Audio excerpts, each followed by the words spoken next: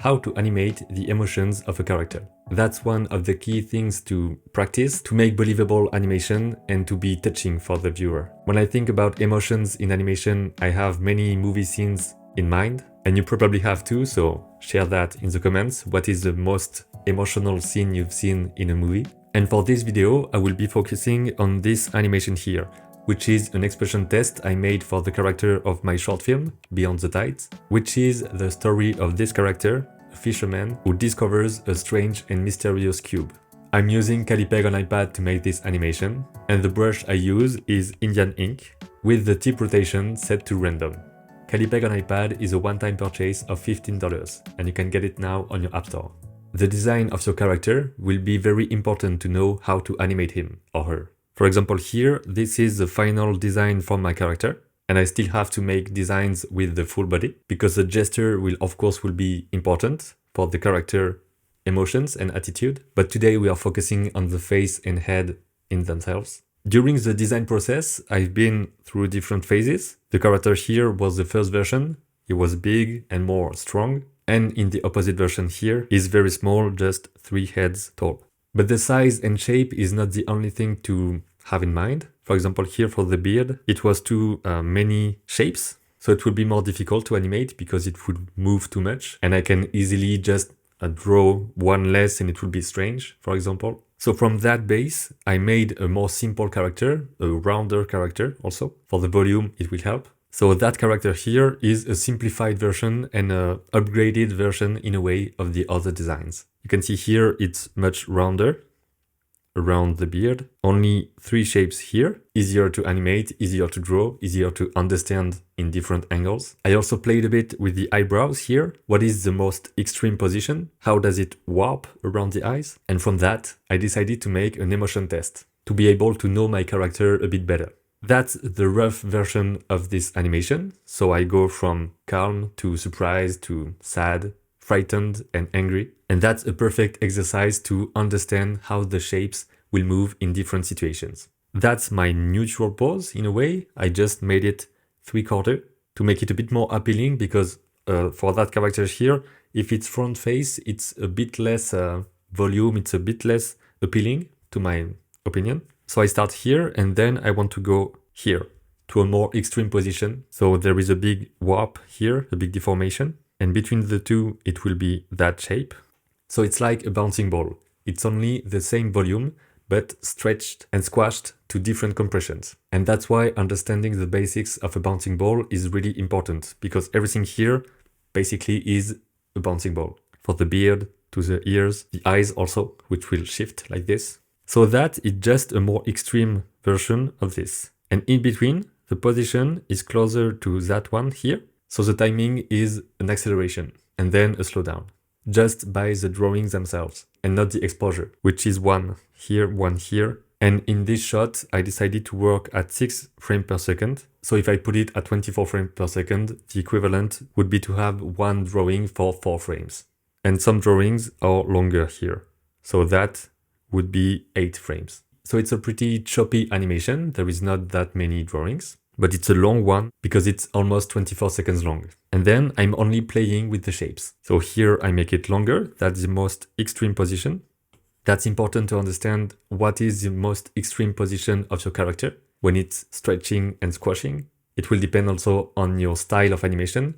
Is it completely realistic? Is it more cartoonish? Cartoonish? Because that here can help the animators to know how they can go far or not. On this project, I will probably just be myself animating, but I try to be as clear as possible for my future self, but also if other animators work on that short film. You can play with the mouth shape also. So here I go extreme like this, and in the surprise position, it will be like this. Don't hesitate to try different expressions. Watch some model sheets, expression sheets, for example on Pinterest, or character design reference, to understand how other people are designing emotions for the character. So here you can see that the mouth is going from this to this, and even further this. Always simple shapes, but just in different positions. The pupils are becoming smaller when he's surprised, back to the neutral position. And you can see here in Callipeg there is a linked sheet, so that is the same as that one. That one is the same as that one. You can also play with loops here, for example. You can practice the blinking, which is not as simple as it seems, because it can be really subtle. For example, here and in between, which has to be like this, to be shaped like the face and the head itself. It's not a straight line. You have to follow the volume for it to be believable. Here, the mouth is really stretched. And I also play with the rotation axis. So imagine here, like this. So you can play with the head going down, up, left, right, and even like this on the different sides, and like this. I don't know why I have to play this, but yeah. Because you're supposed to have shoulders and an entire body below the head. So doing this implies a neck, and doing this here implies shoulders. That pose here is not very easy because you have to define how is the inside of the mouth. How do you draw teeth? Are they separated? Is it a straight line? Can you see some bumps or not? How is the tongue? Everything. Because if you make animation, you have to define how everything is. And if you do CG animation, the modeler will have to know how is the inside to make the model of it, because you will need it at some point.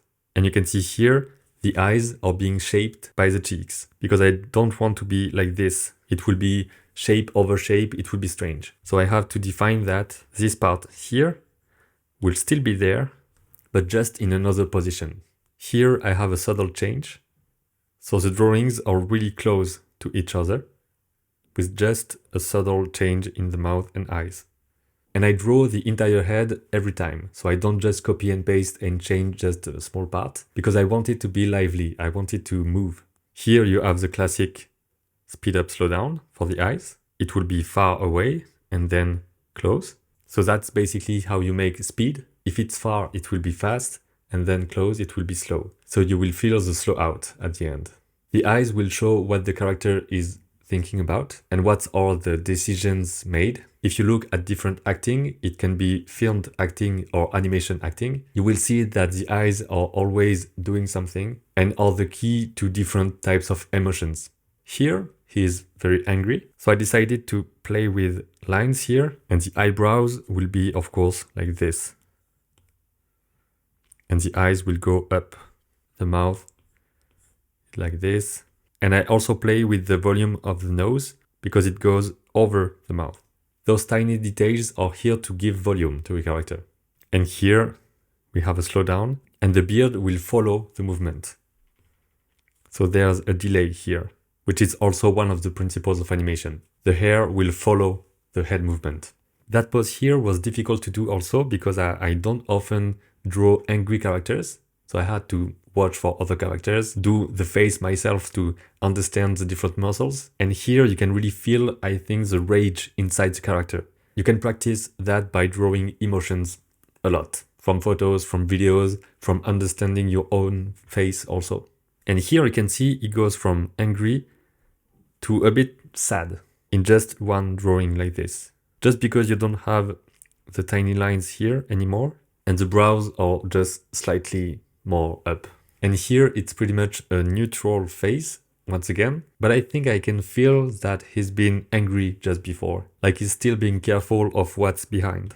And it becomes kind of a suspicion face here, just because the pupils are left and the mouth is neutral. And also in terms of character design, you can just change the position of the mouth and it can be a completely different character. Here, subtle pose, because there is not much change, only with the mouth and eyes. And then the jaw would just slightly go up, so the cheeks are squashed. And that's probably one of my favorite movements, just because it's a subtle one, you know, just a up, down. And to do that, I had to just try to feel the emotion, the timing also of the emotion. So here, it's really slow, and then it speeds up and slow again. And for that part here, it's really completely deformed. You can see you go from that to that, like a bell. The mouth is really important here, because it will deform completely following the shape. I always be sure that the middle here, so the middle of the two teeth, is in line with the nose. That's a very emotional drawing here, because you can see just the tears like this, and not like this, but really like this here, about to fall. The mouth just a bit open here. The fact that it's a rough animation is also adding some vibration to it. And you can see here, it's not the same. It's almost the same as this one. But without the tears, it becomes just a transition. And then no in between, just boom. Like this. And now it's a loop. So we have middle, left, middle, right. Those poses here are not easy as well, because it's a specific rotation angle. And I think you can't really feel the volume on those ones. Maybe because of that part here, I don't know why, but it's a bit less believable in terms of 3D shapes. And then just a transition also to the rest. And then back to the neutral face of the first drawing. So that's for the rough animation of this emotion test. You've seen how I made different shapes, different deformation. You have to define where the deformation will happen. That's the inflection points. For example, here I have 2 points. And if that point will move down, it will do this. So it would be like this. And if it moves up, it will do this. So what would be the impact of a point moving? So on my neutral face, I have to make sure that this will deform. This also can deform. Here we have the brows, which can go like this. The eyes can go up like this. The cheeks can do that. So really understanding how it will warp when you deform your face. And then I made a clean version. There were still some holes in the lines and there were still some vibrations, but a bit less. And I tried to be consistent really about the volume. So I tried to make it cleaner, but also keep the liveliness of the animation. So there is no big shapes and big moving shapes like on the rough. And then I just added the colors. So simple colors, there is not a big set of colors here. One color for the skin, one color for the nose, which is also the color of the tongue, one color for the beard, hair and eyebrows, and one color for the eyes and teeth. If I have a few advices to make expressions of a character in 2D animation, I will advise to really feel the emotion yourself, so maybe have a mirror on the desk to make the face and be able to feel the different muscles move and draw from what you see in the mirror. You can also record yourself while doing the expression just to understand the transitions between the different parts. The timing is really important for your animation, so the relation between the spacing, which is where your drawing is in the canvas, and the exposure, so the duration of a specific drawing. For example, here it's subtle because it doesn't move a lot. And here it moves a lot more. Same goes here, it's subtle here, and then it moves a lot. And subtle again.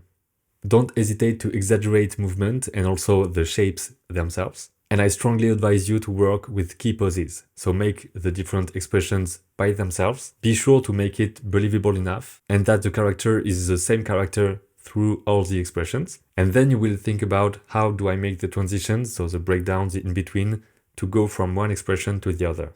You will also do some mistakes along the way, so that's completely normal, and you can just tweak with the deformation tools, make the nose a bit bigger, just erase the shape and make it better. So you will always flip between your different drawings to see if that's consistent or not.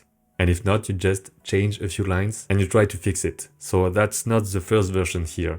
I had to work a lot for the shapes to be that consistent. And even now, that's not always 100% consistent. That's it for today. I hope you liked this video and that you want to try practicing your emotions and expressions in animation now. Callipeg is your 2D animation app for iPad, iPhone, and soon on Android tablets as well.